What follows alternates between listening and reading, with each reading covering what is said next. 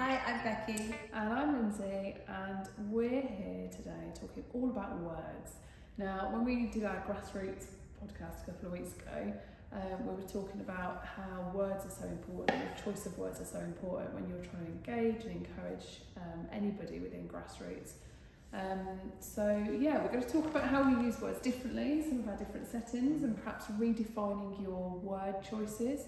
A lot of this is linked to a growth mindset approach and a lot of the theory behind growth mindset, but it's so powerful with children, adults and yourselves as well.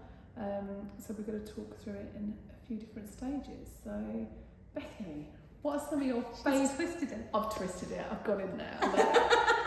She usually does it to me. Right, you ready? What are some of your favourite phrases you use in group teaching? How would you like to do this? Oh, okay. What are your thoughts on this, on an interpretation, or how do you think the person's feeling? Because it gives ownership to them. I'm not telling them what to do. And we try it all out. And then we go, what way did you prefer? And then we talk about that and we have discussions. But nothing's ever said. If people start talking negatively or going, well, I didn't like that way, I'm going, that's absolutely fine. Not everyone has to.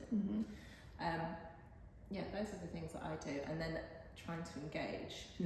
I've learned this. I've learned this from this one, believe it or not. One of the big things I learned was, shall we do this? No, we don't say that. Or, I'd like you to do this. No, we don't do that. We are going to do this next, or you need to. Not I need you to, because kids will just go, yeah, whatever. And it's this really fine line between when we're talking about grassroots, and this is where it's contradictory, we're talking about encouraging others to take ownership of their own journey, which we do, encouraging them to make their choices. But when you're working with quite young children, if you give them a choice, straight away they're like, no, don't want to do it. Not necessarily all the time, but sometimes it's almost become, I found a lot recently, it's become their go-to response as a self-defense mechanism. So if a child's particularly nervous about something, or a child's uncertain about what then that's going to involve for them, or whether they're going to be pushed too far outside their comfort zone, they don't want to do something, they'll just go, no thank you. There was an incident yesterday where it's like, right, shall we get up and do this now? No, I don't want to, thank you. It's what we saw going on. And so it's reframing those words of, right, we're going to do this now, and that's going to involve.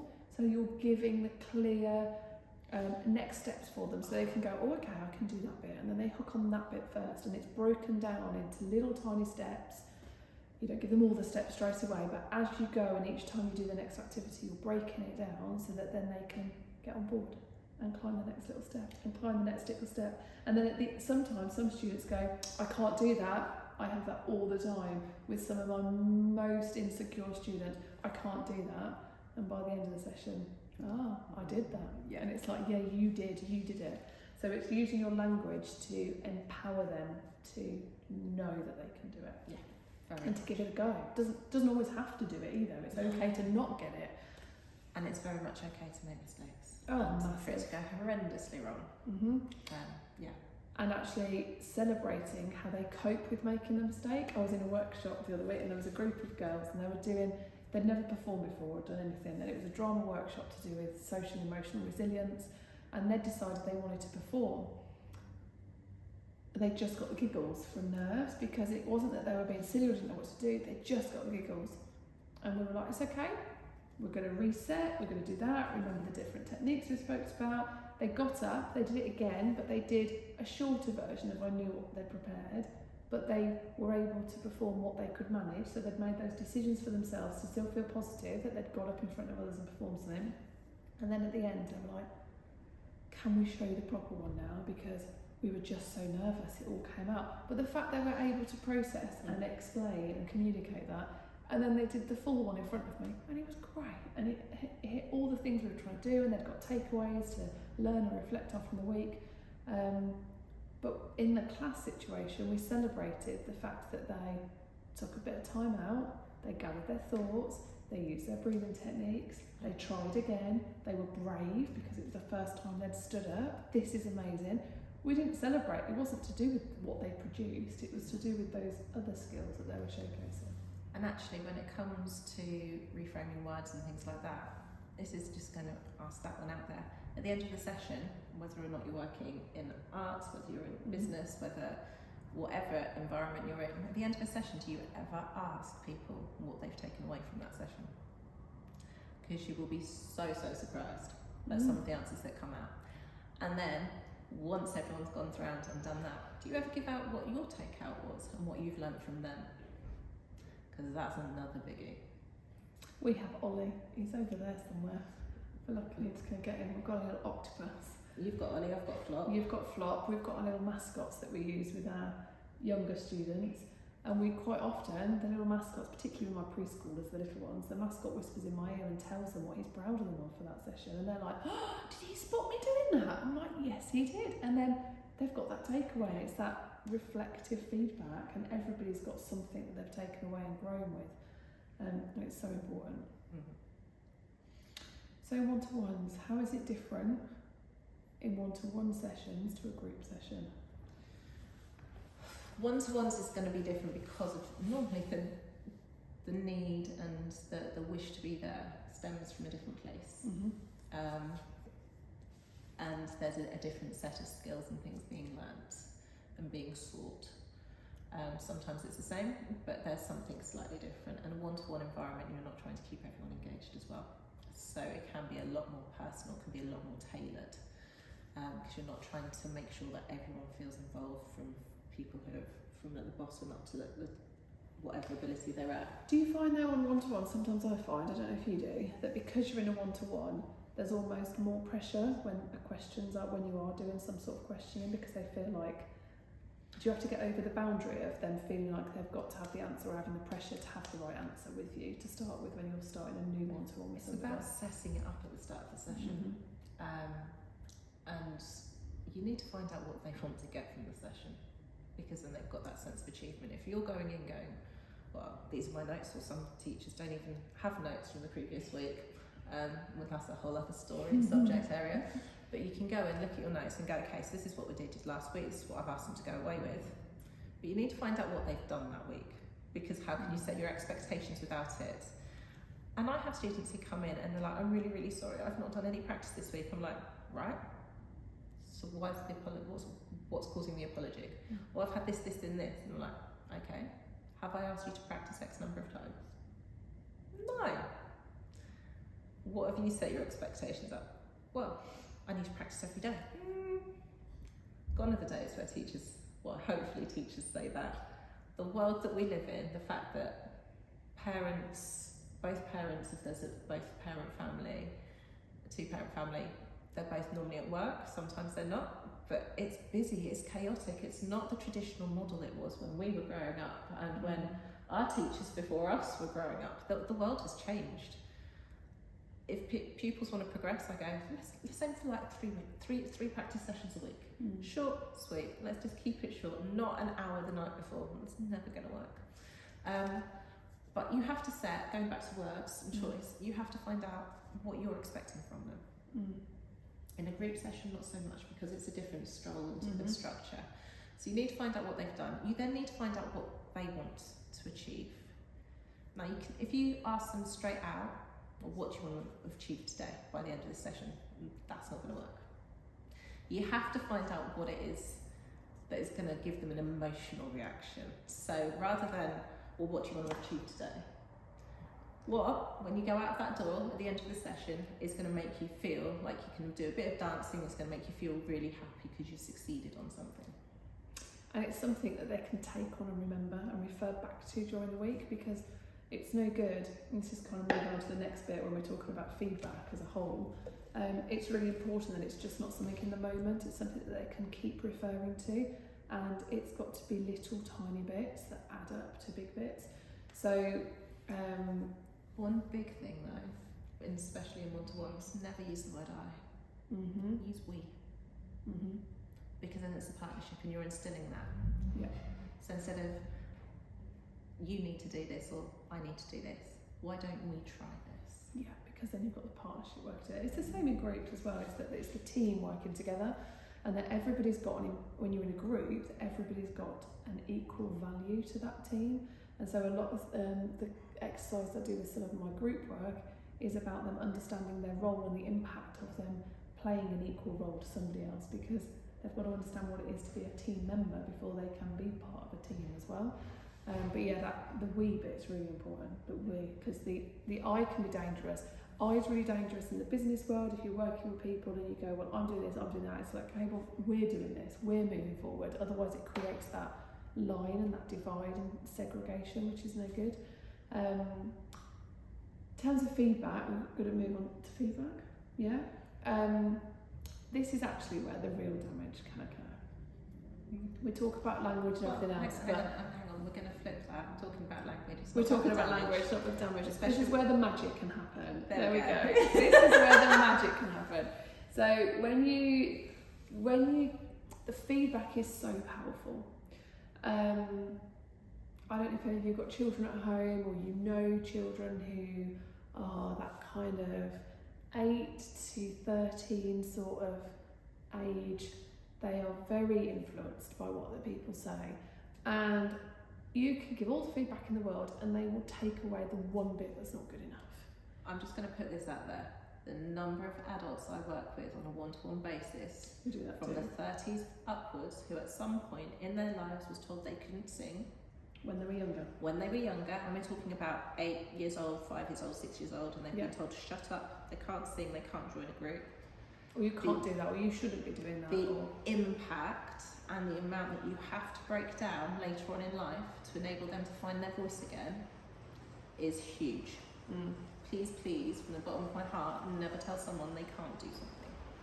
There is a difference between telling people they can do everything, because also that's no good for them either, because they get told, well, everybody can do everything. No, everybody can't do everything. Everybody's got a unique skill set, but it's how you empower that individual to concentrate on their own journey and all the little wins that are building up to their successes, for them to go, this is how you shine, not worrying about other people's achievements. It's concentrating on, because let's face it, there's always going to be somebody that is better, bigger, stronger, more vocal than you out there. There is always going to be somebody out there that can run faster.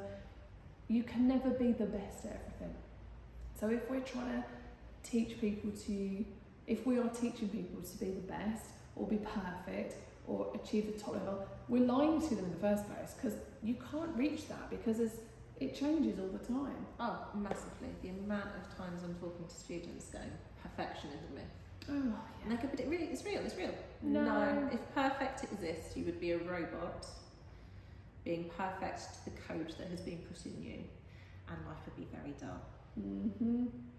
So when we're giving feedback, we are never, ever, ever looking for perfection, because on the other end of the spectrum, you get children and adults that find some things particularly easy, and well, they've always got full marks on a test, and well, I've got full marks, I don't need to know anything else. No, you do. There's still more you could learn, or you could expand it in this way, or how could you apply language in this way instead? How could you apply that concept in a different setting? There is always more growth around that subject as well. So some of the ways we give feedback very much is about us not giving the feedback, actually. You're going to go, what? And they're going to go, well, how do you give feedback? Well, again, if we're facilitators and coaches and mentors and teachers, we are facilitating the people to ask the questions, to find the answers for themselves. So our feedback is about guiding them to come up with the solution, guiding them to come up with the answer, guiding them to come up with the next steps, guiding them to reflect. Because then if they've got ownership of it, they know what to do next with it. Because it's no good having feedback, well, there's just feedback, it sits there. I remember I was at school, we used to get like, I don't know, C+, well done. Right, What does that mean? What's the next bit of it? So by them asking those questions and engaging with it and coming up with it, and then knowing the next steps, or to move it forward, I need to do this, or not I need to, that's the wrong word again, but I'd like to try this next time, or can we have a go at this? Yeah. Like informing I could them their do it this sessions, way. I could do it. It's getting them to take the ownership of it. Now obviously, as a coach, mentor, facilitator, teacher, you've got to inform that and guide it, but you're not putting your feedback on them. And also make sure, from a growth mindset side of things, you focus on positives. Mm-hmm. So you don't go, what went wrong? You go, start off with what they enjoyed, what did they like about it, and then what could they try different next time? What would they like to improve on next time? Because you're not saying that things need to improve, you're asking them what they'd like to improve. Yeah, and it's the power of yet. It's the word yet as well. And the power of, well, yeah, you can't do it yet, but we'll work on it. How are we going to work on it? How should we break that down? Should we do this? Shall we do, you know? And be honest, there are songs and reps that I do with some people, and they're like, I'm not going to get this any further than I want to now, am I? I'm like, not at the moment, not yet. But what's stopping us from coming back to it in a few months' time, once you've learnt those skills through something else and coming back? And that's so important as well, that we just don't get into this mindset with our language of start, finish, complete. And it's that we interweave knowledge, language, skills, everything all the time, so that you've got this continuous growth. So all this applies to our students, this applies to people that we coach and mentor in the business world, but it also applies to ourselves. We're really good at doing this for other people. Not so good, but it's really important you do it for yourself too. Like, who sits there and goes, I can't do this? Who sits there and going, no, I can't do it, I'm no good at this, I don't know the answer. Having very closed things, we do it Massively. because it's old habits that are coming back, and it's insecurities, and it's okay to have them. Yeah, it is. They're things that we want to try and avoid instilling in our students, but at the same time, we also need to celebrate them. I'm just putting that out there as well. Yeah. Because when you get those feelings of doubts and things, and that imposter syndrome kicks in, normally there's a growth phase about to approach. So it's making sure you're aware of the whole situation as well. Because sometimes it's there for a reason, and it's because you're about to see some kind of movement forward in either an area of expertise or technique or business growth or anything like that, and that imposter syndrome will kick in because you're going out of your zone of comfort, that zone of development where you feel comfortable, and it's a big learning thing, huge. And just like our students in front of us go, no, I don't want to do that, because they're nervous. That's what our brains are doing to ourselves as well. So if you find yourself getting to the point of going, I can't do that, no, it's no good, I've tried, it doesn't work, actually you've just got to stop and pause, and you've got to take some time to reflect. And you have to ask yourself the question, what do I want to achieve? Go back to basics again, strip it all away. And once you know, figured out what you want to achieve, what your student wants to achieve, whatever it is, then you can go forwards again.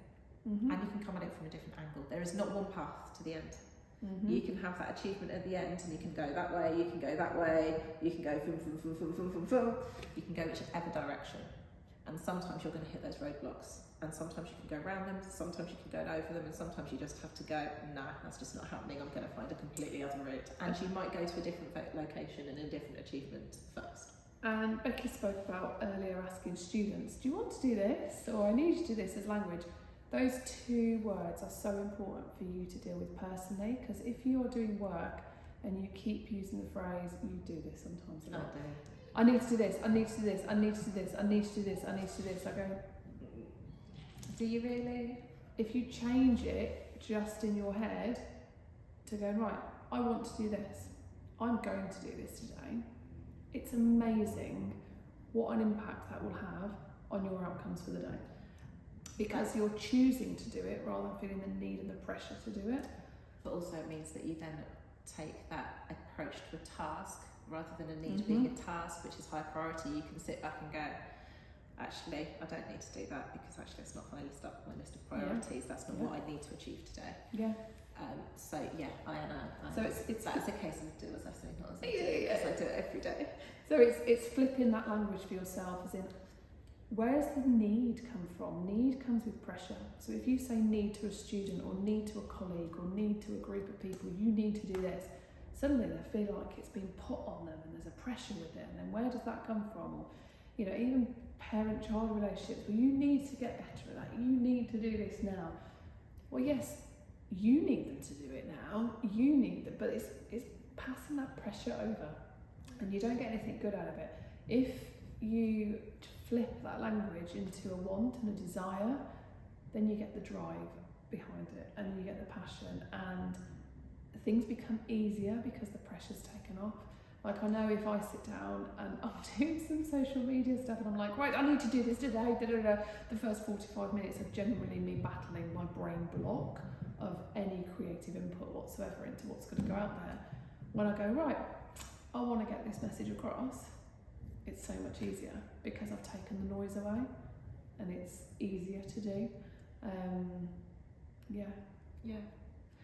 The other thing with feedback is the timing of feedback. How often, if you're a teacher, coach, facilitator, do you let your student or client get all the way through something before you stop them? That is a big thing. You don't let them finish the whole thing.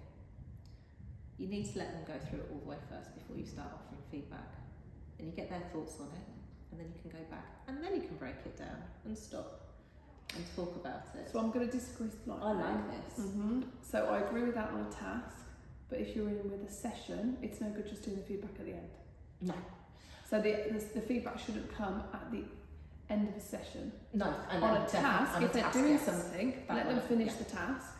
But if you're engaging with people, you shouldn't just let them go in at the end, boom, because they won't listen or they'll take away the negative. The feedback needs to be an open dialogue throughout. And quite often I start a session with feedback, particularly if it's something that I'm wanting them to instill in their week and a skill that I'm wanting them to grow with. We allow a really big amount of time for feedback at the start of the week about how they've found that task that I've set them, and then how it had an impact, and were they able to do it or not. So it's allowing that feedback to happen all the time, not as a slide on the end. No, I'm with you. No, yeah. It's words, choice of language. Choice of language, there you go. So at the end of a task, not at the end of a session. Yeah. Have you ever looked at how you feedback to different people? Ooh, this is interesting. Did you know that we give feedback very differently to males compared to how we give feedback to females? Yeah. We're more likely to give constructive feedback to males than we are to females. Just a bit of food for thought. And it's the expectations of what people expect boys and girls to do, or men and women to know and understand. We're all humans, we're all the same. Yeah. Everybody needs to be treated for their individual need, not a perceived need or bias. Yeah. Just think about that.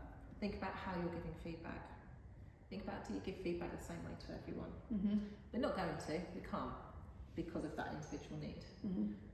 But is that underlying thing where you're keeping it positive for certain and you get negative with more other people? Check, think about that choice of language. 100%.